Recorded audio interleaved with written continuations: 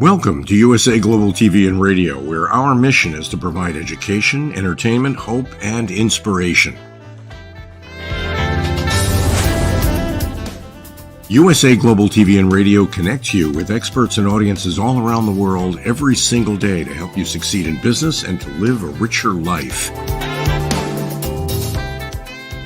Visit us at usaglobaltv.com to learn about career and life-changing training and mentoring programs like the Listening Mentor. Subscribe to our newsletter to stay informed about our special programs and offers. Discover how you can become a guest on one of our shows or a host or producer of a USA Global TV and Radio show of your very own. That's USA Global TV and Radio, where the doctor is always in.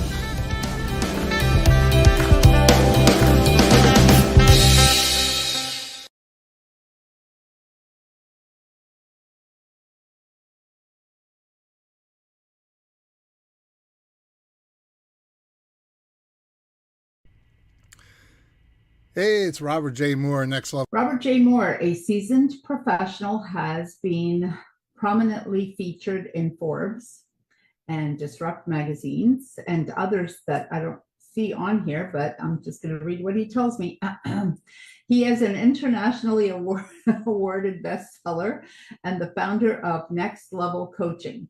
Robert played a key role in achieving the Guinness World Record and Global Recognition Award. I was there, anyways, impacting numerous lives through his coaching programs. Me. Over the past 15 years, Robert was elevated as Robert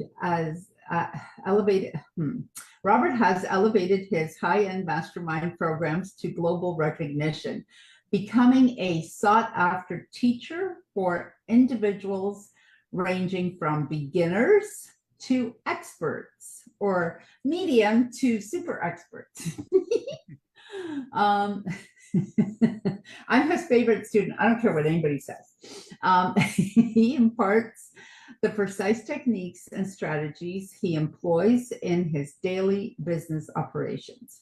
Robert generously shares his high-performance methods with clients, enabling them to replicate his success in a fraction of the time.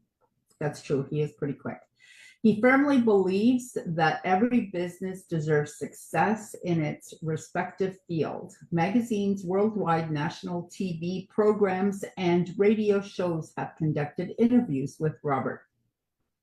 How humble. He didn't even name any of these. He has been invited to speak on prestigious stages like Empower Talks, alongside luminaries such as Jack Canfield, Les Brown, Bob Proctor, Eric Thomas, Douglas Vermeeren, and Armin Morin, and Marianne Pageant. I don't see that in there, but I added that in. In addition to coaching accolades, Robert has earned noteworthy awards, including 9 for his 2023 documentary titled Reinventing Freedom, which I'm in. Hello, sorry. This is my show. I can do whatever I want. This documentary chronicles Robert J. Moore's inspirational journey from homelessness and prison to achieving recognition in Forbes. My goodness. It serves as a testament to his resilience and triumph, which is true. Recently, April 2024, Robert was awarded the Legends of Coaching Award by Forbes Business Awards. And with that, I present to you my favorite coach, well, one of my favorite coaches, Robert J. Moore. Take it away. I want to say thank you so much for that. That was pretty cool. Even adding yourself in there was kind of neat. And not only that, here's one thing. She's really humble about something too. I haven't heard her mention this yet. I'm going to say it myself. I want to congratulate yourself too, because you've been nominated for a Canadian Choice Award. Oh, yes. Award. And you know, like straight up forward, I mean, when you're looking at leadership with a heart, Marianne has it. You know, a lot of people say she's like my sister, the off branch of me. And that's very much possibly so, because You know, But a like good day. yeah, a good day. Get her on an off day after 10 o'clock, and she might not be. She's not so After comfortable. 10 p.m. he's talking about, Yeah. because it's a going joke. I don't like to answer my phone for many people after 9 o'clock, and 10 is absolutely my limit. And at 10 o'clock, I tune out. We've Like, done coaching sessions 3 o'clock in the morning, like, it doesn't really matter. But I mean, that's the way I work with my students. I mean, like, I always there for them. I'll always be there for them no matter what. I mean, I don't close my eyes to go to sleep to sit there and say, okay, well, hey, my phone's off. If you need to call and you're stressed, call. You know what I mean? Especially if you know my number. A lot of people, only people that really know my number are the ones that I give it to that I'm working with. And some of those don't even get it because I know how much of a pest they can really be. But when you look at that leadership of the heart, a lot of people know me as the kind of person that I don't give a shit about your feelings. I care more about your business because your feelings get in the way, he's right? not. But I do have a heart that goes with it. And now the thing is, once we start looking at your business, you start seeing the softer side of me because then you're not focusing more on your emotions. A lot of people say, oh, if I do this, this person's going to think of me this way. Who gives a crap what they think? If you're comfortable doing that and that's your business to elevate it, then do it. Look, I set up this years ago, like probably about 15 years ago. I set up a meeting, right? And I had 300 people. I was going to have in my mind, this is in my mind, I was going to have 300 people in Hamilton, Ontario. And it was at the college there. No problem, man. I'm going to have 300 people, got room for it. I got food. I just bought $300 worth of food to feed everybody, sandwiches and everything else. I had 4 people show up at that event. 4 people. Room for 300. I had 4 people show up. So what I had to do was play the role and put all the food in the different chairs so the acoustics in the room wouldn't sound so hollow. And then I put the 4 people sitting in the chair right here while I got up and spoke. And I had the camera right behind them, make it look like the room was full. And I kept looking over here at the potato salad, and I was sitting there saying, "Yes, you with the red sweater. That's right. I see you're agreeing with me because you're not in your head." I said, "I love it." I said, "How about the lady beside you? Do you also agree?" Gives me thumbs up, and they're just advertising it that way. Now afterwards, I asked all 4 of those people if they can actually do a review of it, but as in hundreds of thousands of people there or whatever, right? They did. So the next one I did, when I got online, I said, "You guys missed an event. It was full. It was full, all right, full of food." And I didn't know what to do with all the food. I had to send people off with trays of food. I mean, like 4 people that were there. I ate sandwiches for a month, literally. What I did from there is I advertised it like it was full, and they spoke like it was full. The next one was 25 people, then 150 people, then 300 people. Now, I mean, if you guys know Satish Verma, he's the CEO of Think and Grow Rich. He says I always undercut myself. I always don't put myself out there enough. He says he thinks I could be one of the best at what I'm doing and the style of what I'm doing it. And he's probably right. Because I just found out this morning, I congratulate myself. I'm writing myself out right now before the time. It looks like I got another feature going in Forbes. I just found out this morning. And you know what? It was just right out of the wall. I won the Global Recognition Award. They're actually putting me in Forbes, Georgia. And I said, wow, geez, this is beautiful stuff over here. I didn't expect that. I did not expect that at all. It was just something that just blew me out of the water. And the person that nominated me was actually my ex-editor, which is actually Marianne's editor now, Pat. So, that's a beautiful thing to see. So I built businesses to the millions. Magnetic Entrepreneur, I sold off to give someone else a chance. It wasn't about the money. This is what I'm going to get at. This is very, very serious right here if you guys want to pay attention. It's not about the money when you're building a business. It's not about the money. Yeah, money comes along if you do it the right way. The problem is a lot of people don't look at the passion. They don't want to put their passion on the table. They don't want to show people their passion. They don't want to let people know they're true, what they're really able to do. If I want to do a course of making $1 million, it's so easy to do. You can do it so many different numbers. You know what I mean? You can put 5,000 people at $17 a month. I mean, come on, you got it. You know what I mean? That's not that hard to do. You can actually do $1,000 and times that by what? 100? You got it? You know what I mean? Like, you can get it. It's not that hard to do. Here's the difference though. When you use your passion, people see you for what you can give them as a solution. They don't look at what they can not benefit out of. Now they can see a benefit out of it.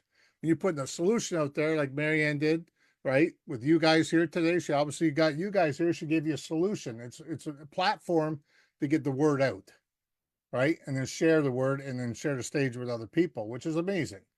You know what I mean? Like, I remember the first time I shared stage with Les Brown, Bob Proctor, I was sandwiched right between them. I didn't even know either one of them were there when I got asked. It was like right out of the blue. Robert, would you like to speak? My other speaker never showed up. I said, okay, sure, no problem. What would you like me to speak on? Boom, okay, no problem, let's do it. Les Brown went up there, and I said, okay, that's kind of cool. I didn't know Les Brown was here. Then I got up, and then all of a sudden, Bob Proctor gets up. And Bob Proctor says straight up forward, and I even have this on tape, and I couldn't believe it. He says, I have a problem. He says, I don't like to get up on stage and speak after a good speaker. He goes, that really makes me feel I got to do extra work now. And I stand up, I said, Bob, hold on, what do you mean? I said, he goes, Robert, you're a very good speaker. He goes, and I don't know how to get up speaking after that. He says, I don't want to take that away from you. I said, you're not going to take that away from me. I said, you're an amazing speaker. He goes, but you killed it up here. And I said, holy cow, coming from a guy like that, you know what I mean? And then Bob Proctor, being that name, the high-end name that he is, gave me a good boost. So then I turned around, I ended up being on stage with Jack Canfield, Satish Verma, and E.T., and all these other people. And the only reason why I got that is because I built my confidence up. So I built it with my heart, body, and soul. A lot of people sit there and say, okay, well, how do you get out there? There's two ways to get out there. You want to be credible, you can be credible in person, be on stages, be at meetings, be at events, and do this. You're credible that way because you're credibly there and you're letting people know what you're about. So you're socializing, but you can also be credible online. If you're online being credible, takes a little bit extra work. I mean, you got to get on different events like this. You got to sit there and move yourself forward and make sure that you get pictures, videos, and everything else to show the differences. That makes a difference online. That's online presence of credibility. A lot of people don't know this. I mean, I've become very credible with the stuff I've done. I've won so many different awards and so many different things I've been in, magazines all over the world. People asking me to speak. I've shared stages with some of the most prestigious people in the world. You know what I mean? And now I win, like right behind me over here. I mean, when Forbes Awards gave me that award for Legacy Coach, that is a powerful thing. I never thought something like that would happen in my world. But you know what? That's when you win the things. That's when you achieve the things, is when you're not expecting the things. When I got this email this morning, I didn't expect to hear, okay, we're going to feature you in Forbes. Wow. Okay. Where do we start? You know what I mean? And what's the catch? No catch. You won the award. We're putting you in there. I said, now you're talking my language. So one of the biggest things in the world is don't take things for granted. If you have a heart and you want to put your heart out there and push it out there a little bit more with your business, make sure you use empathy. Make sure you use that empathy. Listen actively for the team members. Listen actually to the people you're working with. You know, like, don't sit there and say, oh yeah, interrupt them all the time. Or you want to actively listen to them. You want to collaborate with them. So what I'm doing in my business is I've asked people to help build a program with me. It's a year-long program. It costs money, of course. I mean, but the same thing is when they're building that program, they're helping me out. Not just me, but I'm helping their businesses out because we're incorporating that into their business as well. So everything that's happening that we're building, we're incorporating in all the businesses that people take place in. So every business that comes out, like I'm certified in AI. So I do a lot of AI, do a lot of different things that actually actively puts things out. Like right now, things are being posted and I don't know what's being posted, but AI is doing it for me. And I set it up that way, but it's all positive stuff to reflect towards marketing towards my business. So also you got to support, you got to support the other person. I mean, you can't sit there and be biased and say, hey, listen, I don't think that's going to work for you. How do you know? I mean, if the person wants to sell shoes online, let them. That's their business. Support them in that. Teach them how to get out there more. Teach them how to be more responsible. Make sure you show them the foundation and structure of the business. Because if you don't have those two things, you don't have a business. Now, I've taught people right from the grassroots right up to multi-millionaires. And some of them don't have a foundation. I asked them, what's your foundation? Where's the leak? The guy keeps telling me, oh, I'm losing money here, I'm losing money there. But why are you losing money? What's the leak? We worked it out that one of the leaks were his own child. His own child was taking money here and there and not working. So we fixed that leak, and then he felt a lot better about it. How about the recognition? You want to be recognized? Don't go to Walmart in your pajamas and put a different facade online or in person. Be the same person all along. You see me right now wearing this, that's what I'll wear. I'll wear that right on stage. I might wear a nice coat over top of it, but I'm not wearing no suit and tie. Forget it. It's not me. I don't care what anybody says. If I'm winning an award or I'm a Grammy award or something, yeah, I might slam one on just because it's qualified and you have to do it. When I've done the award ceremony for mine, I put a blue tie on. I was the only one there with a blue tie on. And the only reason why is I hate things around my neck. One thing I did was I made sure it was loose enough and it was the kind you could just pull right off. I didn't like tie it like fancy or not. I can't do none of that crap. It's something I just can't do. So look at the resilience of things, okay? Lead by example. Show how to navigate changes. Now, a lot of people that do know me do know the fact that I was raised a little different from others. I got connected to different people, different ways. Straight forward, I did 17 years in prison. In and out, did 7 years on the streets. I was hanging around with the bikers, the mafia. I did things I don't really want to talk about, which I won't talk about. But I mean, that train of thought is still there when someone either doesn't pay me or doesn't do or cusses me up and criticizes me behind my back. That train of thought is still there, but the action behind it is not. There's a difference. I'm not acting on those thoughts what I like to do to that person. You know what I mean? I'll let it go after that. I'll laugh at myself saying that's stupid thinking, get rid of it. So I want to show people by example that, hey, listen, things will happen in your life. People will forget to pay. How do you react to that? How do you deal with that?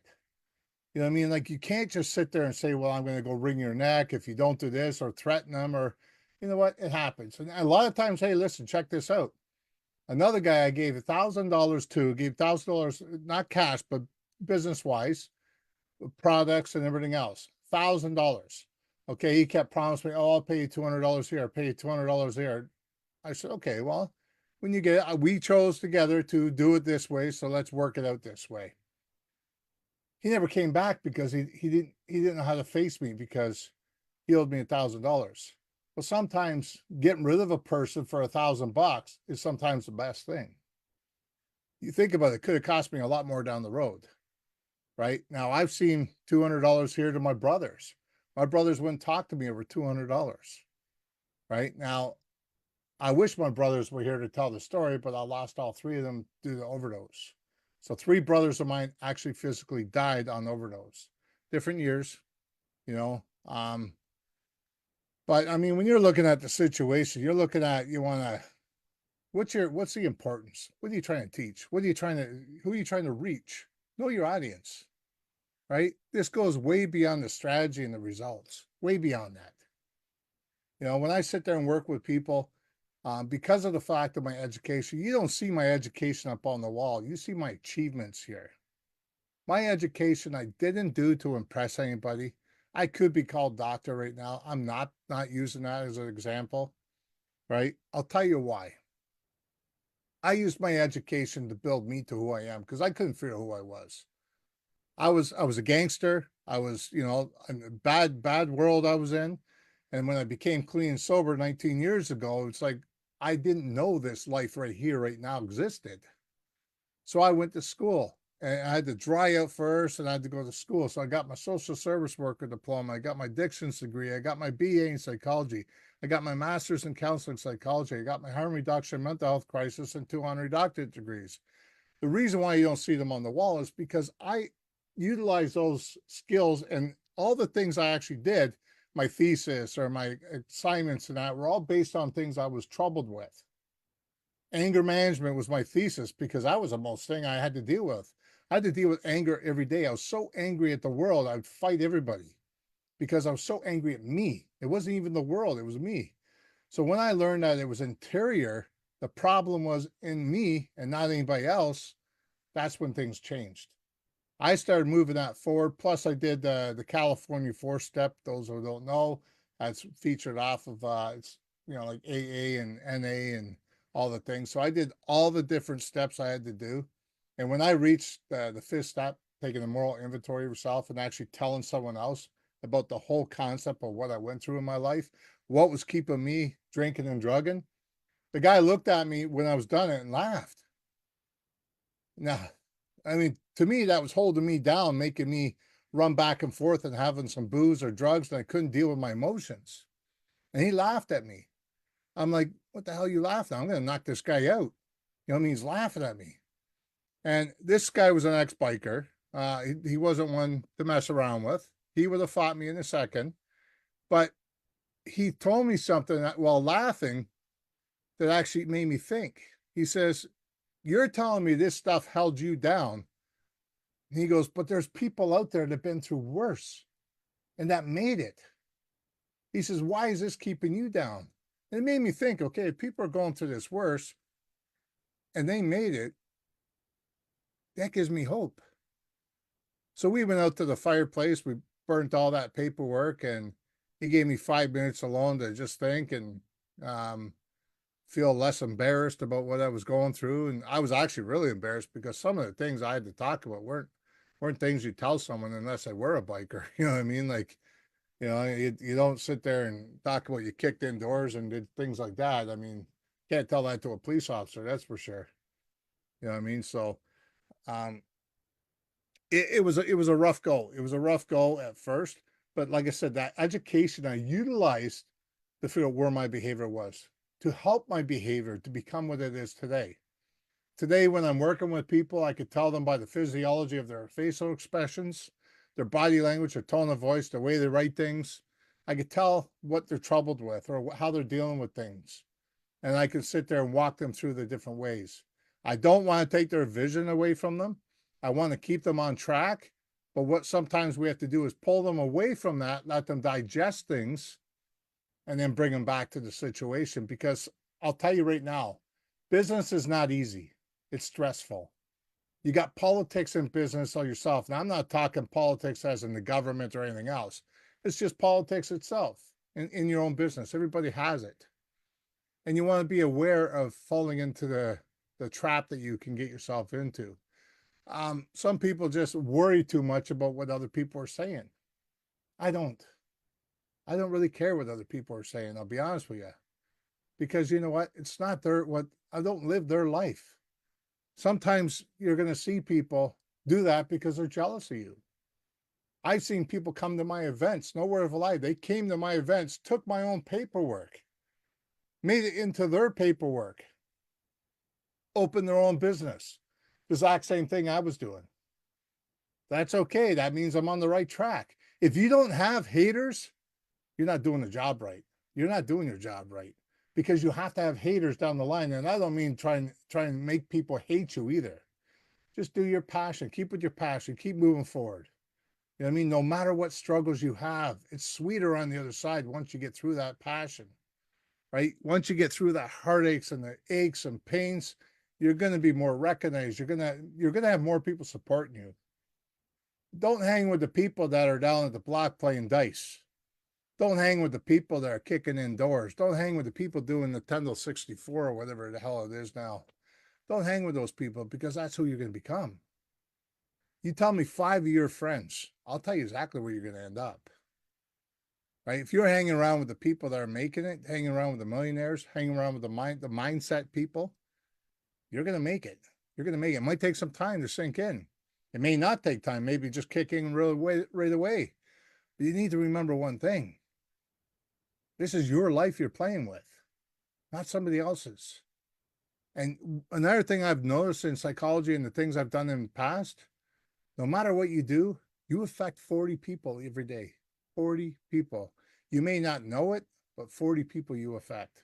It's people surrounding you. It could be your parents, could be your cousins, could be just people down the street. If I'm going down the street and I got an ugly look on my face, do you think someone's going to want to say hi to me? But if I go down the street and I sit there and say, "Hey, how you doing? A beautiful day," they're going to say, at least say hi, and they're going to say, "Oh, that's nice of the person to say hi." You know what I mean? I used to walk down the street. People used to walk across the road to get around me because they didn't want to be around me. They were afraid it was going to hurt them or do something. You know, I can't say I got a beautiful past, but I'm going to say I wouldn't change it for the world because it made me the person I am today. Marianne knows it. She knows a lot of my story. She knows a lot of things that happened in my life. And you know what? I'm going to be honest with you. Marianne also shared with me a lot of different things that she said, okay, listen, if Robert could sit there and tell a story like this, why can't I bring out my story and let people know I've been through things too? I mean, there's a lot of things that a lot of people right here, right now don't know about Marianne. She had a rough go. She had a rough go when she was younger. A lot of people don't know that. They thought, oh, it was nice and easy for her. No, she don't tell it. I mean, she went through war zones and everything else. Come on, Marianne, for a second. Why do you do this to me? I love doing it. Put her right on the spot. Get her going. And here we go. Tell that part of it. Tell that part of it, that you were actually in the war zone part. I spent some time in a bomb shelter, and I lived in Croatia at the time of its war. And I used to run to the store because if you didn't run, you were basically a target for the sniperists. So I actually, like, sniperists were out all the time, and I had to run to the store to get groceries. And I was married at the time, and my husband he had to go volunteer. Like, they were either you volunteered or they were going to volunteer you. So he didn't really have a choice. And I lived in a building.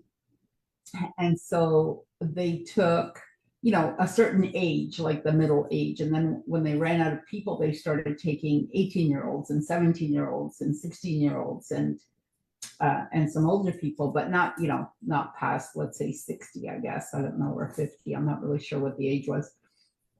And so we had a bunch of gentlemen who were sort of taking charge of our building. So they all had guns, and now everyone had gone, and there was literally one person left. And I used to go upstairs, and because I lived on the 10th floor, so I used to go upstairs, make them coffee, bring it down. And one day I came down and I'm like, where is everyone? And he goes, yeah, they took everyone. It's just me. And I said, what, really? I said, I'll hang out with you. And he goes, no, he goes, your husband would kill me. I go, no, I will. I'll hang out with you. It's cool. So he said, okay. I'll go to my place, which was, I guess, closer because I think he lived right on that floor or something. And he comes back with this big, huge shotgun of some sort. I don't know. It's a big, huge gun. Oh, and I didn't tell you. One day, my husband comes home and he goes, I have something for you. And I'm like, I don't see any flowers. So I'm like, what is it? And he goes, I got you a 9mm gun. And I'm like, oh, instead of flowers, a 9mm gun is what you get. Nice gift, eh? Nice gift. And I'm like, okay, great. Because he was gone pretty much all the time. He was one of the first ones to volunteer. So I basically never saw him. And most of the time, I didn't know where he was. And most of the time, he didn't know where he was going. But if he had some sort of connection with the phone or access to a phone, he would call me. But it was like sometimes I didn't hear from him for 2-3 weeks at a time. Didn't know if he was dead or alive. War is very interesting. And this was like back in the late 90s, I guess, or mid 90s. I don't even know. I can't even remember the years anymore. And people go through things and people don't other people didn't even know that. People didn't know the stuff I've been through until I tell them.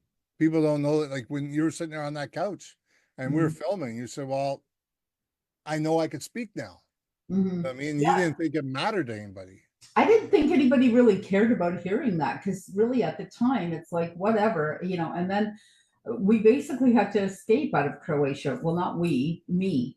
Even though I had a Canadian passport and I was totally legit, the escape part was that we had to drive at night without any lights on until we hit another country because Cyprus, right? And there was just shooting everywhere. So I'm like, who cares? Nobody wants to hear that. It's too negative. And then it's like, and then the abusive sort of household I grew up and stuff, and I always just think, why would people care about hearing that? Like, nobody needs to hear that, but really people do need to hear your story because you never know who else is listening and how they're taking it and how they can and how you can help them through that, right? So